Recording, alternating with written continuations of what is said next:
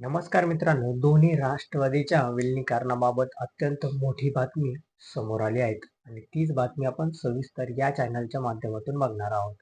चला तर मग मी सचिन नाईक आणि तुम्ही बघत आहात आपली राजनीती चॅनल. मुंबईहून बारामतीकडे निघाले असताना अजित पवार यांच्या विमानाचा भीषण अपघातात बारामती विमानतळाच्या अगदी शेजारी झाला. सुरुवातीला अजित पवार यांच्या विमान अपघातानंतर ते गंभीर जखमी झाल्याचं सांगितलं जात होतं.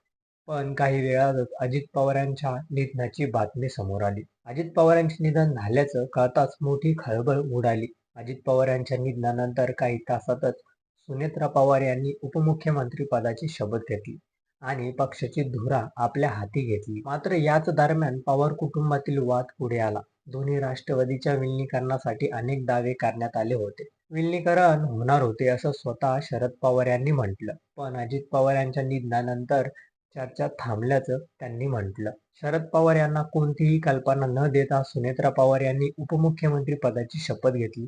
सुनील तटकरे आणि छगन भुजबळ यांच्यासारखा ज्येष्ठ नेत्यांसोबत त्यांनी अगोदरच चर्चा केली. अजित पवार गटातील अनेक आमदारही दोन्ही राष्ट्रवादीचे विलिनीकरण व्हावे हे थेटपणे बोलूनही दाखवले. इगतपुरीचे आमदार हिरामण खोसकर यांनी दोन्ही राष्ट्रवादीच्या विलिनीकरणासाठी आग्रही भूमिका घेतली. आता नुकत्याच झालेल्या राष्ट्रवादीच्या देवगिरीवरील बैठकीमध्ये नक्की काय घडलं हे सांगताना आता हिरामणी खोसकर हे दिसत होते. विलिनीकरणाबाबत काही चर्चा झाली का यावर त्यांनी उत्तर दिलं आहे आणि तेच उत्तर आपण सविस्तर बघणार आहोत. त्या अगोदर चॅनलला नवीन असेल तर सबस्क्राईब नक्की करा. त्यांनी म्हटलं की बैठका आणि वाहतूक कोंडीमुळे मला बैठकीला जाण्यास उशीर झाला. मी उपमुख्यमंत्री सुनेत्रा पवार, सुनील तटकरे आणि प्रफुल्ल पटेल यांनी भेटलो.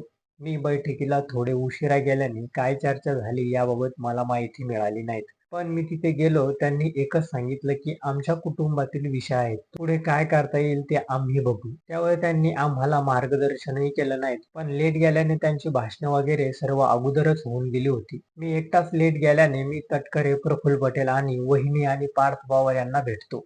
त्यांनी सांगितलं की आमची काही चर्चा झालेली नाहीत, पण मला काही माहिती मिळाली नाहीत.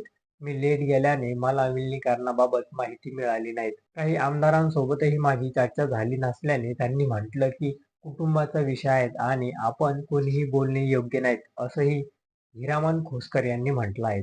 तर तुम्हाला काय वाटतं हे आमच्या चॅनलच्या कमेंट बॉक्समध्ये नक्की कळवा आणि व्हिडिओ आवडला असेल तर चॅनलला लाईक आणि सबस्क्राईब करा. धन्यवाद.